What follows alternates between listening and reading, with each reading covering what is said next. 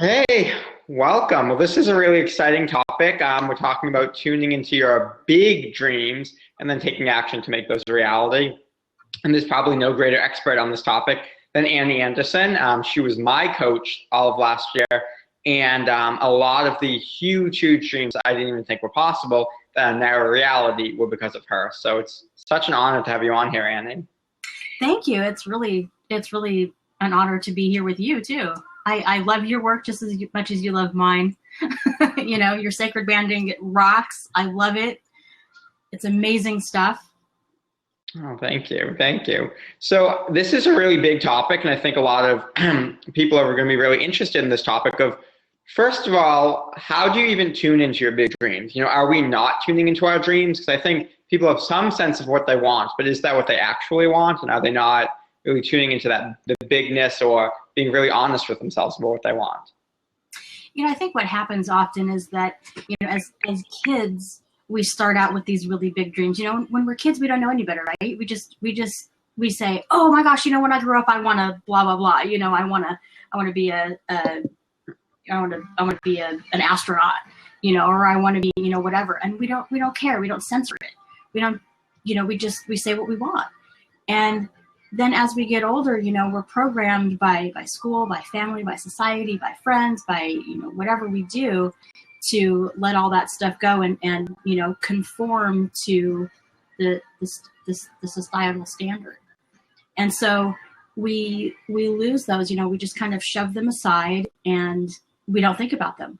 Or they're in the back of our mind somewhere and we're going, gosh, I really feel unfulfilled. What am I doing? How come I don't feel like I'm actually doing anything? I've got all this stuff. I learned all these things. Like for me, I went to school for graphic design. I have a bachelor's degree in graphic and web design. And I love it, but it's not my sole purpose. And so even though I love it and even though I enjoy the work and I'm good at the work, it's not really what I'm called to do. And so there came a point in time where I was just feeling like there has to be something more. And so I think, the majority of the time, what happens is that, we just lose touch with that kind of stuff. And it gets buried underneath all the layers of stuff that we've piled on ourselves and others have piled on us, that we've allowed to pile onto us. And from there, we're just thinking, okay, well, there has to be something more. And we're unfulfilled. We feel crappy. We feel terrible. We don't know what to do. So the truth is that we all have something. We all have something. And it's a matter of basically rediscovering who we are and tapping into that intuitive space, because, we're all intuitive, but we lose that as well, by all those things that we go through. And the biggest challenge is listening to that inner voice. We deny it because we think, oh, that's just wishful thinking. Yeah. Or, something like that. And so we set it aside and we don't do anything with it. And then it just sits there and it sits there and it sits there. But really, if we can learn to tap into that, and this is part of the process and part of the work that I do, is helping people really get to that space of, okay, what is my intuition? What is it? What does it look like? How does it feel? What does it sound like? Where do I notice it? Where does it reside in my body? Yeah. How does it come to me? And if you don't know what that is, then you'll dismiss it. Yeah.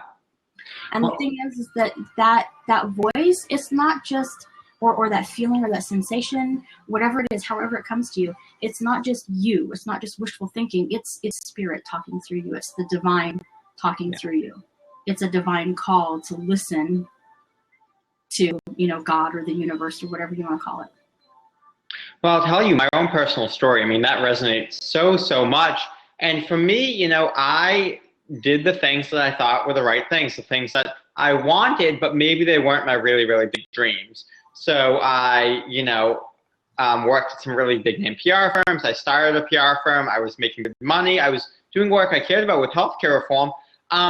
But it wasn't as big as to even think that I can spend the days doing whatever I want. I can take baths. I can make money. I can, honor and listen to my intuition. I can do all of these crazy things, and it just keeps getting bigger, right? Like, I think that's probably the craziest part for me, is that now my dreams are so much bigger than they used to be, and they're just getting bigger and bigger and bigger. And I think what's happening is I'm really honoring and trusting that part of myself, that childlike part that just wants to dream big and isn't limited by all these realities, which are just limits, they're blocks that I've put on myself. And so I just resonate with so much of what you're saying, and I really want to honor the work that you did in helping me to dream that big and remember what I actually want, not what I think is possible, but what I really want. Yeah. And thank you for that. And in our work together, it took me some time to really tap into you and discover what you wanted, because you had so many things, and you had you had so many things that you were called to do, and you were just like, okay, but I don't know. And as I don't know if you really remember or not, but one of the processes that I do with people when they get to that space is, the first step, like I said, is really discovering how does it come to you? How do you feel it? What does it look like? For me, it's usually like just a feeling, a whole body sensation. Like all of a sudden I just know, whatever this thing is. Sometimes I'll hear it. Sometimes it'll be like that still small voice, right? Sometimes I'll hear it. Sometimes it will be something that somebody else says, that I tap into, or something that I see, or something that I read, or, something like that. And I'll know. Sometimes it's,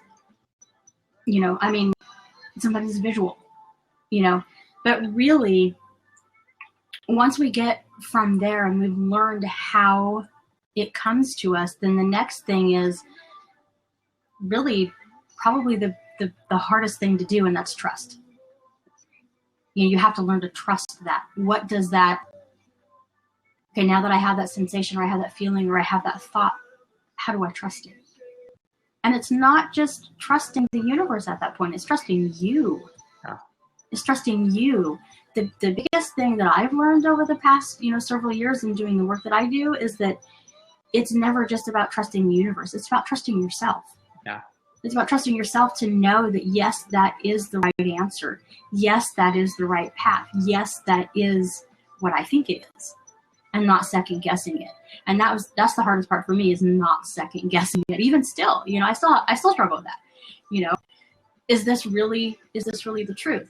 And for me, what I know is that I've learned when it is the truth, what that really does feel like. So after you learn that, and then you get to the point of really learning to tune in and trust that, then it's the next step is really uncovering all of that stuff, all those societal things, all those things from, school and family and all those layers that you've been led to believe are, the norm, that you have to do things this way, and you have to do this, and you have to do that, and you have to finish school, and you have to go to college, and you have to get a job, and all those things. And it takes a lot of courage to really step out of that and say, you know what? There's another way. There's another way for me. Well, I love what you're saying. I think this is so inspirational and powerful for people to hear. And I think, I think for me, the self-trust has been such a critical part of this. Trusting the visions that are coming in, that, if it's coming into me, it's something I really want, and it's something that I can achieve, and it's something that I have the skills and abilities to go after. And I think so often, yes, there's the universal trust that everything's unfolding, but there's also the trust in myself that if I'm envisioning this, then I have the skills and abilities. It wouldn't be coming through me. I wouldn't be getting the call to do this work if it wasn't something I'm already capable of doing. And so I think so often I'm thinking, am I worth it? Am I good enough? Can I do this? And actually, when I really let myself want what I really want and start to have the courage to pursue it, I'm amazed at how easy it unfolds for me. Because so much of the stuff, even just wanting something means that it's a part of me. If I want it, in my words, I would say my soul is seeing itself reflected in that. It's seeing that as a great expression of itself, and I can go pursue that. And so inherently in my wants are what I'm capable of, or what I am, what wants to be birthed through me.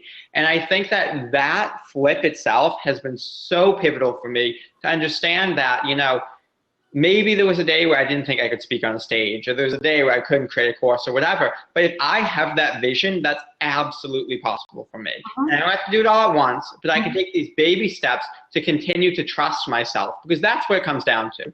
I'm not taking these baby steps to improve my skills or to anything. It's all about self-trust. Once I can trust myself, I can show up on a video camera like this and just talk and have no freaking idea what I'm going to say, but let it flow out. Because all it is about self-trust. And I think, especially for entrepreneurs, and I know so many people listening are entrepreneurs, that is one of the most pivotal skills you can have, is self-trust. And it's something I think we're always cultivating within ourselves. Yeah, absolutely. And I love that. I love what you're saying about that, because, you know, and it's a prime example. You know, I've never done video before. You know, I've always like shied away from all that stuff. But, you know, you just said it. You know, I've come to a point of such deep self-trust that, you know, I can show up here. Yeah. I can show up here live on this thing with you and actually do it. Yeah. You know, and not second guess myself and not, you know, feel like, you know, the typical like stage fright type things. You know, but it's like you were saying on your blab with Dina earlier, you know, it's really about embodying those brand energies, right? I mean, that's really what all of it boils down to. You know, you have to embodying those things. What are those things? And even if you've never had a branding session like that, you know, you still have those. You have them. They're innate within you, just like everything else, just like your inner wisdom, your inner knowing, your, you know, guidance, all that stuff. It's all innate within you. Well, you know, thank you, first of all, for saying that. And it's such an honor to share this work. And this is something I've been really thinking about. You know, we are always these energies, but being an embodiment aren't exactly the same thing. And it's been something I've really been reflecting on, is I can, you know, have something inside of me, but not bring it into every cell of my body, not bring it into my life and my words and everywhere. And when I choose to do it and that integrate into that deeper way, you know, integrate my soul into my body, because you and I both know I can be here and still be off in space, you know, not fully embodied somewhere in my thoughts. But when I choose to bring it into my body, I have more power here. And I think that that is so powerful, is that I'll always be successful. I always will be. But when I choose to give myself permission in this moment to embody that success, to say the words that are successful, to buy myself things, to think things, to feel things, whatever, when I choose to bring it to that deep level of embodiment, which is what you're saying, everything changes. Because what I'm doing is I'm taking it from this kind of ethereal level and actually bringing it down into my body where it's now accessible to everybody else. And people can look at me, be inspired by me, be transformed by me. I can be inspired by other people because it's now accessible. It's on this realm. Right. Exactly. Absolutely. And you know, that kind of goes really back into your original question to me at the very beginning of, you know, how do you tap into those big dreams? You know, what, you know, do we all have them? Yeah, we do. The thing is that we've only scratched the surface. You know, even on the big dreams that we know about, there's always something more. And, you know, I get asked this question all the time, is people ask me, how do you do so much? Right? Because I have all these things I do. You know, I do graphics. I have I coach. I write. I have an organization called One Generation Peace Project. I hold workshops and stuff for, you know, disadvantaged youth and things like that, and teaching them these very same principles of, you know, tapping in, you know, tuning into themselves. And one of the biggest questions that I'm asked is, how do you do all this stuff? Well, there's one key. And the one key is we can do all this stuff. We can absolutely do all of the things we're meant to do. For most of us that have that variety of things that we want to put forth into the world, there's one thing that if we follow it, everything else falls into place. And for me, across everything that I do, this is it. This topic right here. It's helping people tap into their intuition, tap into their inner knowing, tap into their big dreams so that they can make an impact with their work in the world today.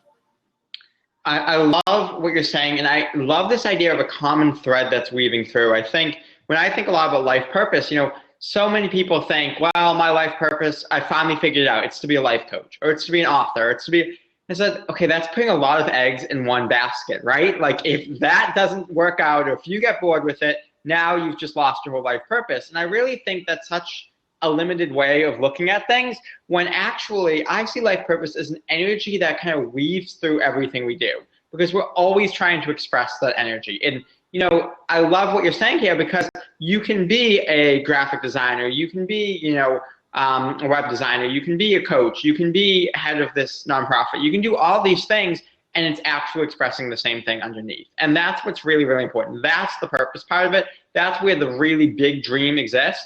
These are just manifestations or ways of expression of that dream.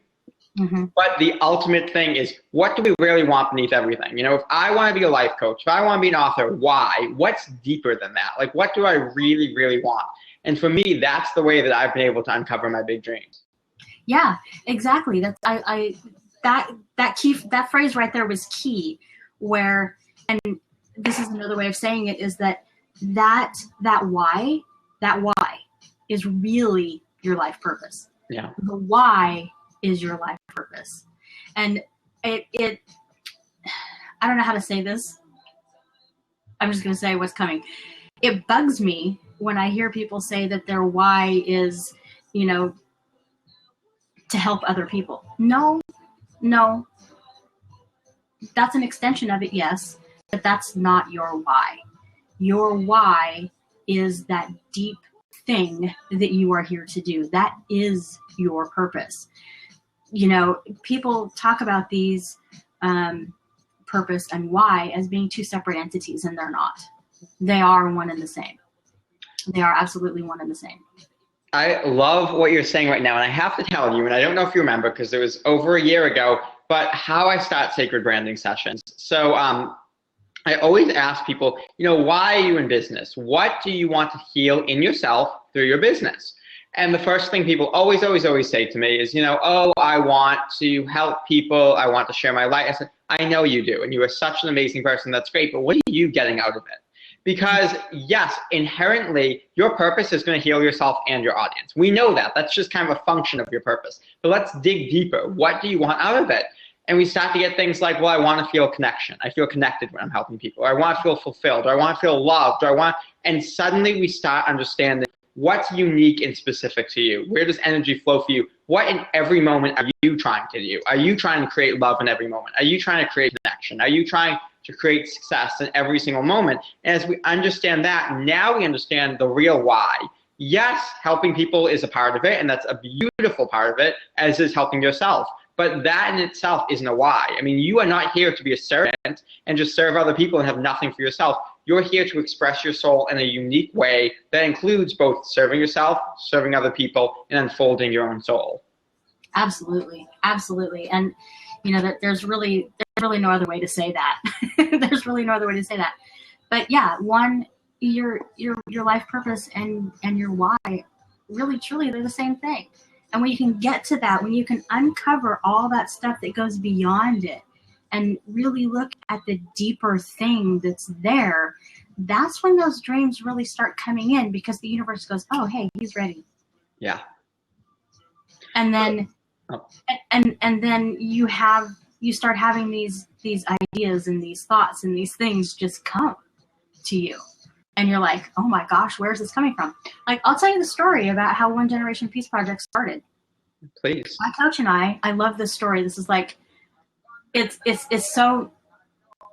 story's not about me. It's about this whole entire thing. It's about this entity, this thing that wanted to come to life. And so I was in Alabama with her having an in-person, VIP weekend. And we had been coaching all day. And we were tired, we were hungry. We went to dinner. We went to dinner at P.F. Chang's. And we're sitting there.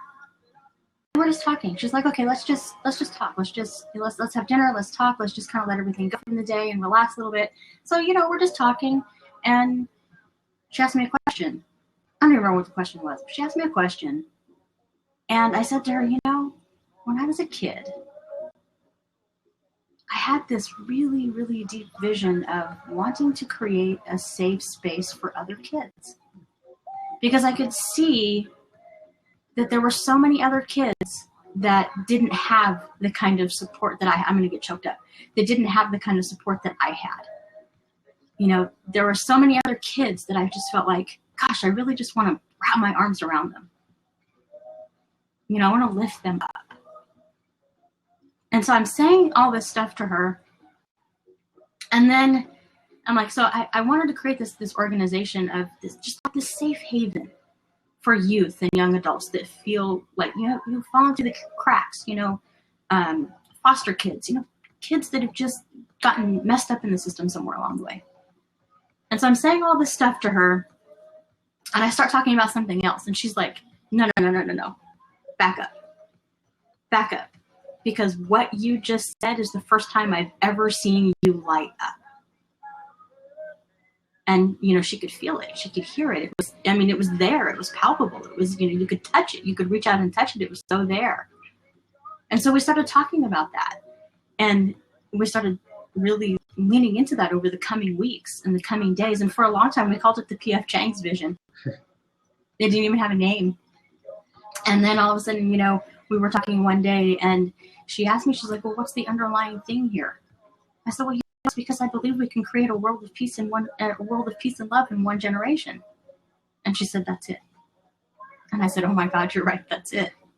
Yeah. So that's when One Generation Peace Project was born, because I allowed myself to you know, uncover all of that stuff that had been layered up over the years. I went back to that dream that I had as a kid. It was just like this fleeting thing. And I love what you said a little while ago, because this ties into that really well. It's if you can imagine it, basically if you can imagine it, you can do it. If you have the thought, if you have the idea, if you have the notion or the whatever, if that's been planted in you, it's yours to do, and you can do it. You can do it, whatever it is. I don't care what it is. It could be finding, you know, a genetic cure for cancer, or, you know, anything like that. It could be anything like that. If you have the notion, if you've been given the idea of, you know, this is something, then that's for you to do.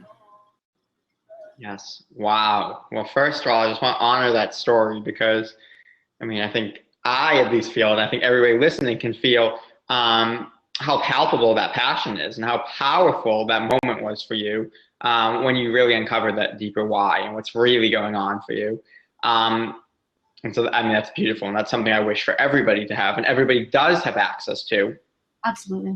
And I think that the thing I'm really hearing from your story is this idea of support, or how to make it a reality. Because, you know, we're talking about tuning into that big dream, which we've spent a lot of time talking about now, but how do you make it a reality? Because I'm sure there are a lot of people listening saying, okay, that's great. I've got some big dreams. I can uncover them. But how the hell do I make that a reality?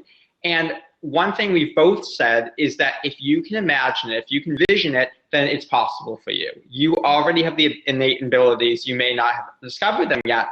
And the way I think about this a lot is really embodiment, to bring back that discussion. You know, I always tell people, you don't throw a baseball with your mind, right? Like, we can think about it, we can dream it, but it needs to be embodied. We need to be able to use our arm to actually throw it. And so I think so often we don't use the support even within ourselves, let alone the rest of the world, right? Like, we have all these, however you want to conceptualize it, chakras, we have these back chakras, we have our body, we can ground, we can you know, reach out to friends and family for support. I mean, we have so many resources. We have guides, angels, intuition, all of this stuff just waiting to help us make it into reality. And for me, at least, the first step is really embodiment. Yeah, absolutely. You know, I think, you know, as I was really leaning into that, and that was in 2014 when my coach and I, you know, uncovered this thing. And many months went by, you know, while I was really leaning into that. What does this thing want to become? And I was asking, you know, I was asking myself, I was asking it, you know, what is really coming? What does this really look like? What does it really want to be? What's showing up? What's emerging? How does it want to be expressed in the world? What does it want? You know, it doesn't have anything to do with me. It has to do with it, because these dreams that we have, these visions, are complete and separate entities from us. They are not us. They are not about us. They have nothing to do with us. They are spirit expressing itself through us. And we're the channel, we're the bridge, for these things in the world.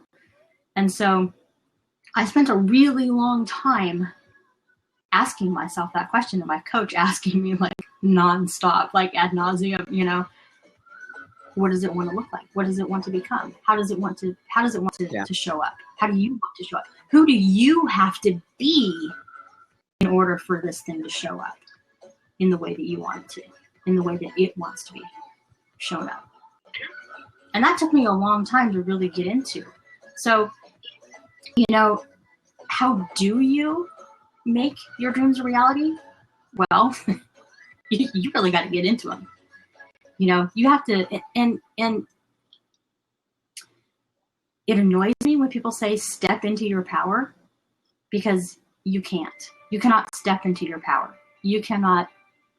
You can't. Your power is innate within you, just like everything else. There's no stepping into it. It is a part of you. You just have to acknowledge that it's there and accept it and trust it, just like everything else. So the thing to do with these dreams is the same thing. Acknowledge it, trust it, accept that it's there, and allow it to come through you. Invite it in. Ask it what it wants. Ask it what it wants to become. Ask it what it wants to share with the world. It'll tell you. You'll know. I love everything that you're saying. There's so many. I'm going to try to remember everything I want to comment, because there's a lot here. But the first thing is just, when you talked about the energy being separate from you, I think that's such a powerful image. And for me, I see it right here on my left side, this little ball of energy. And that's my kind of sacred branding, sacred circle, sacred entrepreneurship work. It's all this little ball of energy. And every day I ask it, hey, what do you want to do today? What should we do? Okay, you want to do that? You want to sell it in this way? What should the price be? And I can have a dialogue with this energy. It's right here. It's a one way that I'm expressing my soul, but it's its own unique entity. And I really acknowledge and honor that and let it tell me what it wants to be. And the second thing I want to comment on is what you were saying about becoming the person capable of achieving or birthing this forth. And Alexis Pierce does some amazing work on that. She's said that to me and really shifted my entire mentality around that. But I think about this a lot, and Alexis Salutos has helped inform my thoughts on this, about how can we be that clear channel and still own our power, right? Like, how can we be those two things at once? And what comes through for me is that the stuff that's birthing through us isn't us. It's through us. It's coming through. But we are the portal that it chose to come through. And so we have the unique skills, abilities, visions, whatever, to allow it through. And so what Alexis Salutos would call that as a click in the energy between your crown chakra and your solar plexus, where things will be able to flow through, but there's also that owning that I'm the vessel for this thing. And when we can own that, just like a woman's body needs to transform to birth a baby, maybe there's some transforming we need to do to truly birth this. Like, yes, it's chosen us. Yes, we are ready, but we may need to change to become the person capable of bringing it forward. And what has come up for me so much is I've changed my clothing, I've changed my hair, I've grown facial hair. Like, I've started rolfing. I have had an energy healer on a retainer. I've done yoga every morning. Like, there are so many things that I have shifted in my life to be that vessel and that portal so that this thing can come through as easy as possible. And I think especially we're talking about the full moon, the Virgo full moon just, 2 days ago now. And that's really what a lot of this is about. Virgo is about, we talk about perfection, but it's really about becoming that perfect vessel, quote unquote, like really shifting and changing and being what we need so that we can then birth in that beautiful Pisces or spiritual energy that wants to come into this world. And so I think for me, that it's such a pivotal idea. It's not that we're not capable of it. It's not that we're not right for it, but we may need to shift our bodies like a woman giving birth, because that's how we're truly going to birth this thing into the world. Absolutely. I totally agree with that. Completely, 100% all the way. It absolutely is something that that's the embodiment piece. My door got open. Please, yes, do your thing.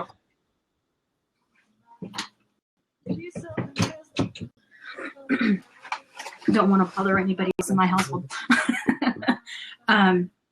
So it truly is a birthing.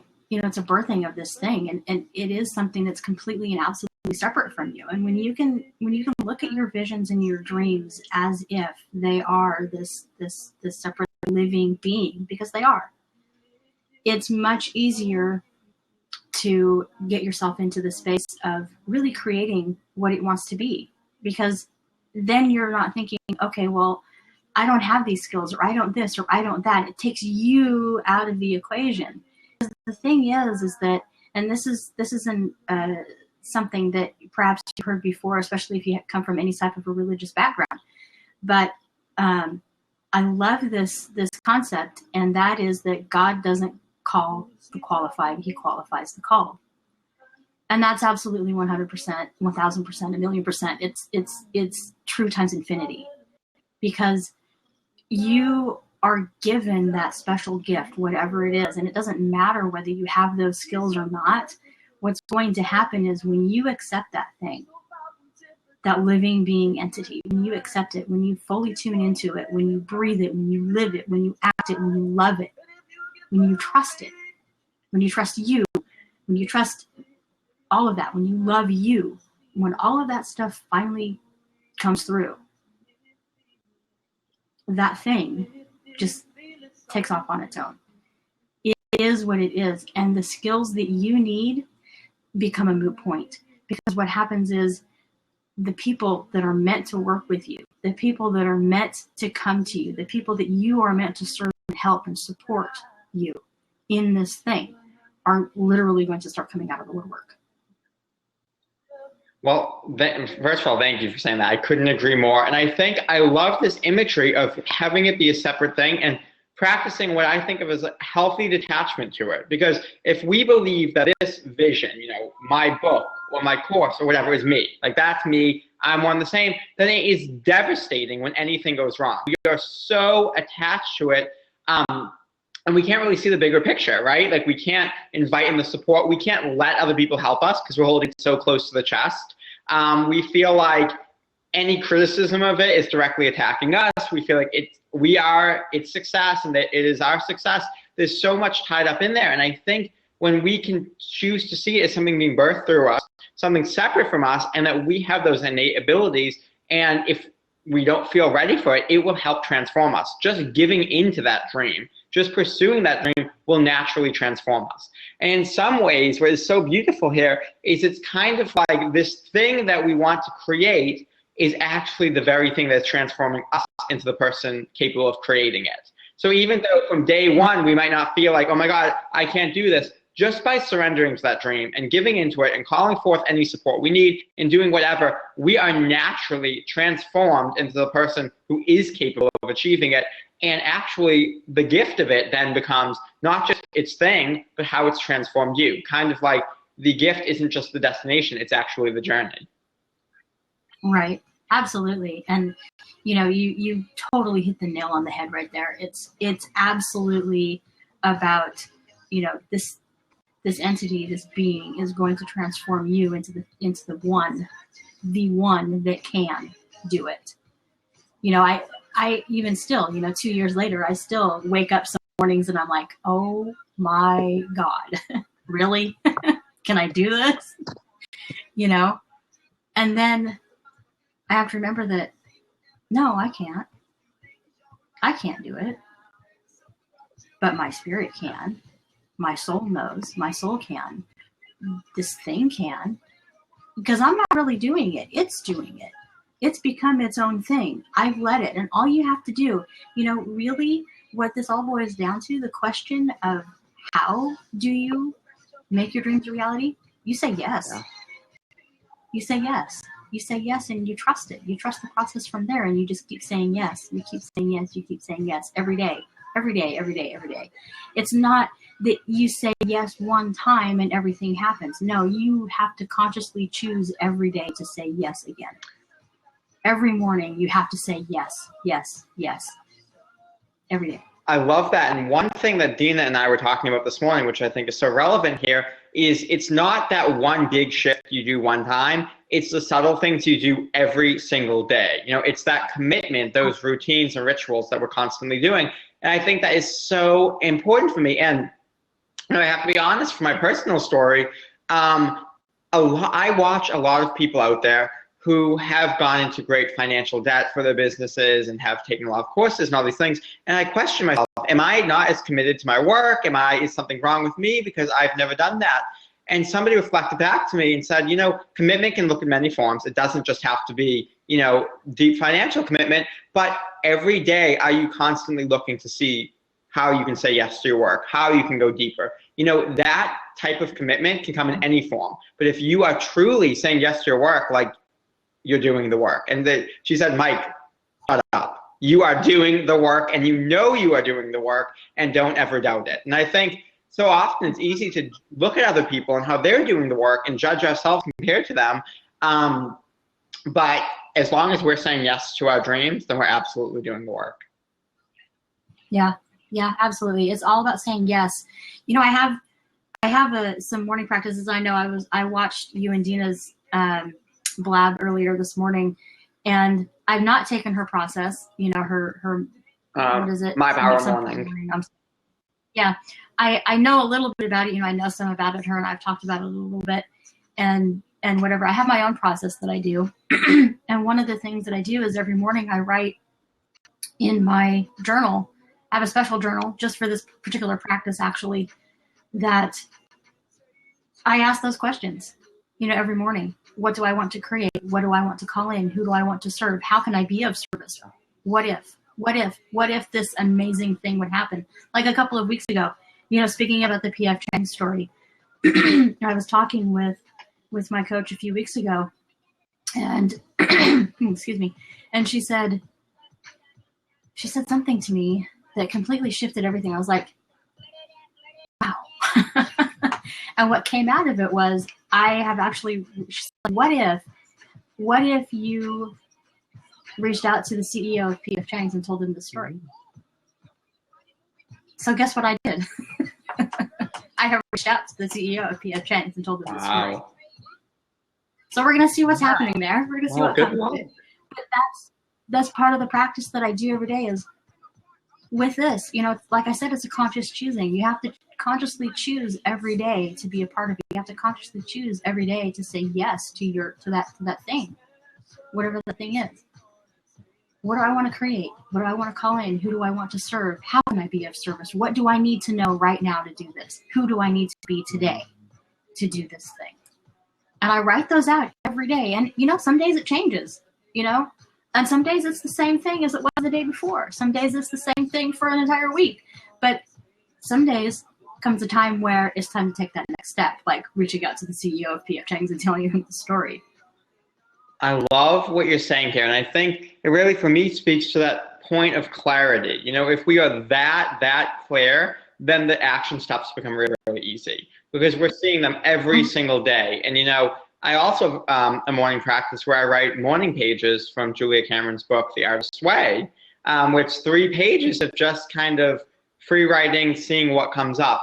And it amazes me that if I see the same thing coming up a whole week in a row, guess what? That's in the back of my mind. I'm ready to take action. I'm ready to do it because I'm so clear on what it is that I want. And Dina and I were also talking earlier about, you know, how do you get all of your shit done, right? Like, we're busy people. We have families. We, you know, for many of us are entrepreneurs. We own a business. We've got friends. We've got a house to keep clean. There's a million things, mortgage to pay. And I think that for me, it's really that pinpoint specific clarity that I know where spending money is going to serve me. I know calling on what support is going to serve me. I know what actions are going to serve me. And I'm very, very focused on doing what is most needed. And sometimes, honestly, that's jumping in the tub for half hour. Or that's watching TV for an hour and doing absolutely nothing work related. That's the best use of my time. And I think, to circle back, this really speaks to trust again, trusting our intuition, hearing what, you know, is coming up for us, and rather than pushing it down, saying, no, I have a launch, I need to work. Maybe the hour on the couch is going to give you all the energy you need to finish that launch. So trusting yourself and that intuition is huge. Yeah. My coach used to say to me all the time when we first started working together, she's like, when you slow down, everything else speeds up. And for a long time, I was like, what does that mean? You know? And then all of a sudden it just kind of, I was like, oh, that's what it means. Because I started practicing it. I'm like, okay. You know what? I realized part of my story is that I did graphic design for a long time, and I was in real estate for a long time, and I owned a construction company. And when the construction company ended and I let all of it go, I was just like, okay. I had been in this mode of like Energizer Bunny for so long, just go, go, go, go, go, go, go, go, go, go, go, go, go, all the time, that I had no space to create anything. I had no space to really be who I needed to be for anything, not just for myself, but for my family, for my friends, for, this, whatever else is coming. I don't even know. I know that there's more. And it took me some time at that point to really slow down into that and realize that, hey, you know what? The more space I create for myself, the more time that I actually build into my day for just sitting still, the faster things happen. It's like the biggest oxymoron on the planet, the biggest contradiction ever. The slower you go, the faster stuff happens. Well, what comes up for me here, because I totally agree with you 100%, what comes up for me is this point of integration. I think we blow through things so often and integrate none of it, because we are just flying forward, running. And we humans need integration time. We need some time to sit and play and dream again and allow things to process and allow connections to be made. In fact, that's part of what sleep is used for, to allow those neuro connections to start to be made in your mind. And so I think that we absolutely need that integration time. And, as I was talking to Dina this morning, we were talking about why our work together has been so powerful for me. And one reason is I set aside the integration time, where I'm not just expecting I'm going to energy healing and now I'm fixed. Like, I have to have time to integrate even what's going on there, or integrate and celebrate. I think this is also coming up big for me here, celebrating those little things, right? Like, I remember how much resistance I had to making my live circles a self-study. For whatever reason, letting go of that control, it was so much resistance. I love doing them live. And it was all done, completely done, except for 2 recordings, which would have taken me 10 minutes. And for a month straight, I resisted them. And then I did them, and I wanted to just put it out there. And one of my coaches was like, no. You're going to celebrate this. Like, this is a big deal. And I think so often we just want to blow right past it, right? Like, oh, it's just, stop in the way. But actually celebrating is partially taking it in and integrating that experience. And I think that is such a key to making your dreams a reality. I'm so glad you said that. I'm so glad you said that. A couple of years ago, I started a practice about celebrating things. And every Sunday for the last 2 years, my 2 best friends and I get on the phone every Sunday morning at 10 a.m. and we celebrate. We talk about all the things that we have. We each have to come up with 3 things, even it's that, oh my God, I put on clothes today. Okay.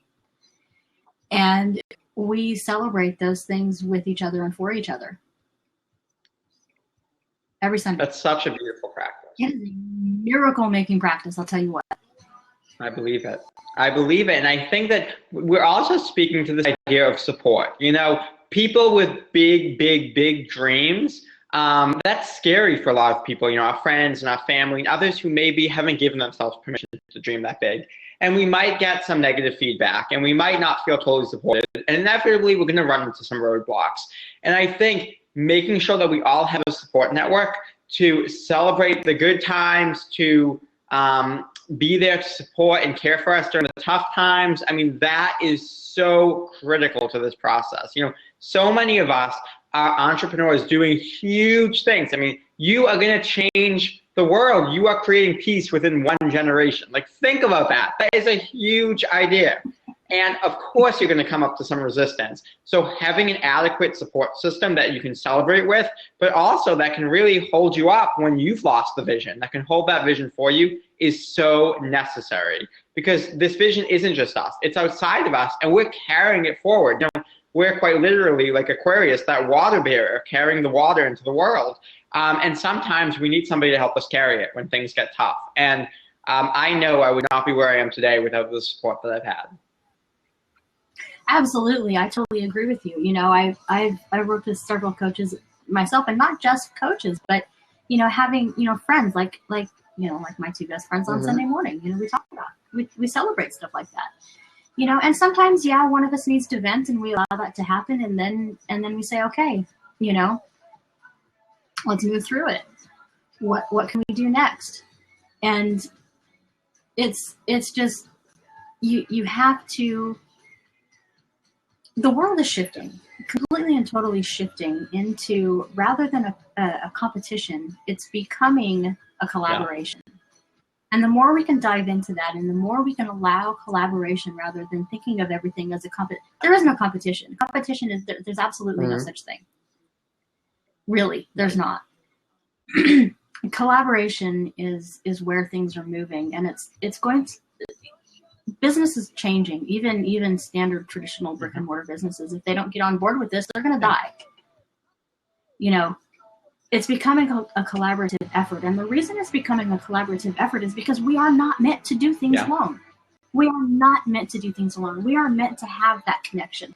We're meant to have the connection with spirit, source, God, universe, each other, ourselves, the whole gamut. You know, we are meant to have that connection. Connection is that talking about a common thread. Connection, and by connection, really what I'm talking about is love, is meant to be the foundation of everything. It's meant to be the absolute foundation of everything we do. Everything we do is an opportunity to return to a place of love, regardless of what it is. You know, it can be the birthing this thing into the world. It could be talking with our best friend. It could be walking down the street. It could be eating a hamburger. I don't care what it is. Everything is an opportunity to return to a place of love. And when we can operate from that place, and we can stand in that place and be that love and radiate that love out into the world, there won't be anything else but collaboration. I love that. You're really speaking to my heart here. And if we think about it, I mean, it's impossible to not be connected to one another. Like, you know, just breathing, we are exchanging oxygen and carbon dioxide with plants. You know, just being in somebody's presence. If somebody looks at me, they're not doing something else, and their whole life is now changed. Maybe they didn't cross the street and get hit by a car. I don't know. But our lives are so reliant and intertwined on one another. And I think it's really important to remember that we are connected, and we have to be connected. And, you know, I really see it as this giant quilt that, you know, we're all a patch, we're all a piece of this quilt. You know, we have such a vital role, but that without everybody else's role, it would be incomplete. And so, yes, we are in ourselves, have our own purpose, but we're also part of the greater purpose of everyone. And the other thing I want to say, which is so great you were talking about support and calling in support to help us live our vision, is something I said on a call the other day with Lindsay Perra. And she was talking about this kind of the right livelihood journey and like a hero's journey. And I said, one thing that really has come up for me in my journey is that we think of it like a download drops in and then we've got to go deal with it. That doesn't make sense at all. If the universe is giving us a download or insight, it's also giving us the support to make that a reality. And we need to remember that that support is there for us. Now, whether we choose to allow it in or not is a different story. That support is always there for us. And I think so often, you know, it's shocking to realize how supported we are. I remember once I was walking down the street, and you know, I'm an herbalist, and I've spent a lot of time with plants, both medicinally and shamanically. And I saw an area that had a lot of burdock. And burdock is a very, it's a liver cleansing herb. It will cleanse the air. And it was very purple. And I thought, well, this must be a really toxic area. This plant is really cleansing. And I thought, you know, thank you so much to this plant. Really, thank you for doing this work.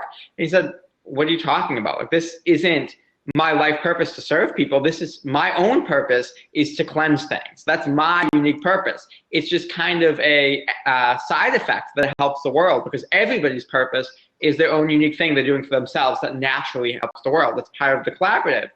And as I'm sitting there and really meditating on this, I looked at this planet and I thought, why me? Why did you choose me to be the gatekeeper, to understand all of this, to work with you? Why me? And what I got back was, you don't even understand who you are. Like, you don't understand the extent of your power right now. And I just wish everybody could see how powerful they are. Like, it's an honor from us to be able to work with you.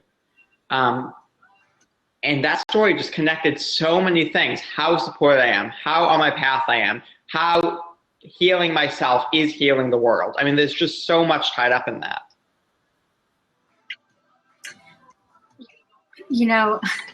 I totally agree with that. It's like, especially that part about you don't even know how powerful you are. It's totally true, because, going back to that thing we were talking about in the beginning of the world piling all this stuff on us, and, us allowing all these layers to be piled on us of, societal standards and family, and all those things.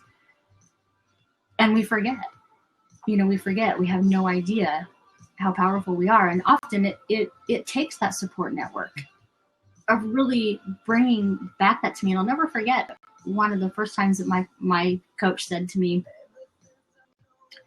I want you to be in awe of yourself. What would that look like? And I thought, I can't do that. Why would I want to do that? And I thought, initially it felt like being conceited, right? Being full of yourself, being conceited. But then as I leaned into that and I really integrated what that might mean, it took on a whole different aura. It took on a whole different meaning. And it really became of, wow. And so now it is part of my daily practice of, really tuning in. Sometimes I do it throughout the day. Sometimes it's a conscious choosing, and some days it takes a lot more work, and I have to sit there and I think, okay, I am that powerful. And it's okay for me to be that powerful, because when I allow myself to be that powerful, I naturally give everybody else around me the opportunity to do the same. When I love myself that deeply, I give everybody around me the opportunity to do the same. When One Generation Peace Project really started gaining momentum at the end of 2014. Some people know the story and some don't, but I have at the time she had just turned 14, my daughter, and she tried to commit suicide. And I was like, why? What? I was stunned. I was absolutely stunned. And my coach said to me, we were in the hospital. We spent days in Seattle Children's Hospital. She was transported from the local hospital because they could not help her. She was in really bad shape, and they couldn't help her, so they life flighted her to Seattle Children's Hospital. And we lived about an hour north of Seattle. I couldn't drive. I could not drive from the hospital I drove to my sister's house, but I have no idea. Angels got me there. There's no other explanation for it. And I pulled into my sister's and I went in and I said, you have to take me to Seattle. I can't do it. So she drove me all the way down there, and I stayed at the hospital with my daughter the entire time. I did not leave her side. And I was on the phone with my coach. It was our scheduled time. And she's like, do you need to reschedule? And I'm like, no, actually, you know what? She's in a group session. It's fine. I think that at this point, what she really needs is for me not to be there. And so I stepped out of the room. I went and I had my session with my coach. And she said to me, I want you to see that this is your perfect opportunity to bring One Generation Peace Project to life. You are living it in your own household. It is the perfect opportunity to do what you are here to do with your own family. And that was a really huge eye-opening moment for me. really is like, I used to think that I had to go through stuff in order to help people through it. And I think that's kind of why I brought that on myself, really. Because I used to think that, okay, in order to be able to help people through this, whatever this is, I have to experience it too. But really, you don't. You just have to be willing to see beyond whatever's there. You have to be willing to take that step. You have to be willing to really tune in. And this is another intuition thing. You have to really be willing to tune in to that space. What can I do? How can I be of service? How can I be of service? And it doesn't have anything to do with you really having that experience. When you are of service, it's that same thing about God doesn't call the qualified, he qualifies the called. And so when you're in that space and you're standing right there, all you need to do is tap into that, and the answers that you need, the help that you need, the support that you need. You are infinitely supported by the universe. The support that you need is going to come through you to help whoever it is that is in your presence. First of all, thank you so much for sharing that story so vulnerably. That was such a powerful story. That was really just, there aren't even words to talk about how powerful that was. And so thank you, really, from the bottom of my heart. And I think that that's just so inspirational. I think that you're absolutely right, that we are capable of so much more than we imagine. We are capable of it, and we don't need to go through all the suffering and pain and be the wounded healer and whatever. And sometimes that's a great motivation for why we do the work that we do, but we don't need to experience everything ourselves. And we have the ability to create these dreams, these huge, huge dreams, even within our own family, even within our own lives, and expand outward, because it's something that's really serving the universe. And if we feel called to do it, then millions of people need this work, really, really need this work. And it's not even just a privilege or right. I think it's a responsibility to tune into these really big dreams and take action on them, because these are things that people critically need. And somebody said about me recently, and I'll never forget, this was such an emotional thing. A former member of a sacred circle said to me, I have been so scared to live my dream. And then I said to my friend, imagine if Mike Iamele never stood up and created the sacred circle. If he never did that, I wouldn't even be able to think about this, because he had the courage to do something that he was really afraid of, and a really, really big dream that he created. And I looked at her and said, what, really? Me, little me? And she said, yeah, you don't understand. And I think of so many people along the path who have inspired me and supported me. And all of those people, if they never stepped up to their really big dreams, I wouldn't be where I am today. And so I think it's all part of that giant quilt. As we step up and fully flesh out our own, path to the quilt, we empower everybody else to really step into theirs and to make it this beautiful and whole quilt that's meant to be. Yeah, absolutely. And I'm actually talking about a lot of this in my book that I have coming out on Monday, next Monday. And it's really about that essence of, we are all the same essence. We're all the same essence. We're not one. We're not all one. We are one with the universe. We are one with God, yes. We are not one with each other, but we are all connected to each other. And there is a fabric.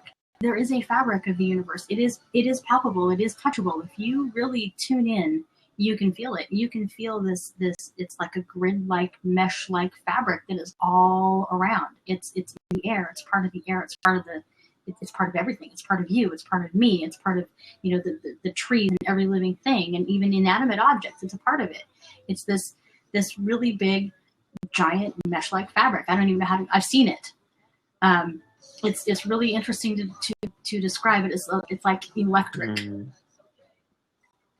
And it is there, and it connects all of us. And that's why right now consciousness is sharing a lot of stuff with a lot of us. There is a group of us, really, a massive, huge, giant group of us that has been called to bring forth the next step. And that is why a lot of us are here right now. We are here to bring forth that next step, because we are all a part of that collective energy. We're all a part of that collective fabric, that literally the tapestry, the fabric, the quilt of the universe. And it's our job right now to heal that. We are here to heal those threads. We are here to realign those threads. We are here to, fill up those holes in that patchwork. And that is the biggest piece for a lot of people that really seems to be, I wouldn't say missing, but something that they're just not quite tapped into yet. But the thing is that the more we tap into it, the more we realize that we're all being given the same information. We're all being given the same information. It's not new information. It's not, this information is only reserved for these people. We are all being given the information, but some of us are really a lot better at accessing it than others. And that's why there are so many things that, and this is why there really is no competition, because it's not that I'm thinking the same thing that you're thinking. We're not, I didn't steal your idea, or you didn't steal my idea, or, whatever. It's that the universe is giving us all the same information at the same time. And we are all here, like you're over here and I'm over here, and we're being given the same information because we are supposed to share it and come together and collaborate with it. I love it. And truly become all a part of that fabric. Consciously become a part of that fabric. I love everything that you're saying here. And unfortunately, we're running out of time, because I think I can go on for about 10 more minutes plus with all this. But to be mindful of that, you mentioned this book. I'd love to know, how can I get my hands on a copy of it? How can everybody else? So right now you can actually pre-order it on my website. There's just a post on my website that says the book is called Everlasting: The Way Forward. And the way forward, by the way, is love. So that's like really the gist of it. Anyway, it's on my website. It's just, AnnieAnderson.com. And it's $12. It's $12. And right now I have something on there that if you order it, and I was actually going to take it off there, but I think I'm going to leave it on. It just feels really, really good to me to leave it on. So I'm going to leave it on there. Right now, if you order the book for $12, you get a free coaching session with me. And I'm not talking about just like a discovery session, like, where we hop on the phone and see if we're a good fit. No, I'm talking about a full-blown, actual, let's you and me dive into whatever it is you want to dive into coaching session. So you can get that for free right now. And that's the, for ordering the book for $12. And then eventually, once I've actually got it completed and done, then in the next couple of weeks, I'm not exactly sure the time frame, but I'll probably be putting it on Amazon, Kindle, that kind of thing. But right now, it's just available on my website. Like I said, it's $12. That's a huge gift. I have to tell people, I've coached, Annie has been my coach, and I highly recommend you take her up on that. That is a steal, quite literally. I can't even believe that's possible. That's amazing. So thank you. Yeah. And I also have some exciting news I'd love to share as well. And I know Annie has been a part of my work as well. Is my Sacred Circles, which were private, invite-only programs of up to 20 people every month, have actually just recently gone self-study. So they are now open to the total public. This work moves through the 5 energies that I work with of how to build a spiritual and sacred business.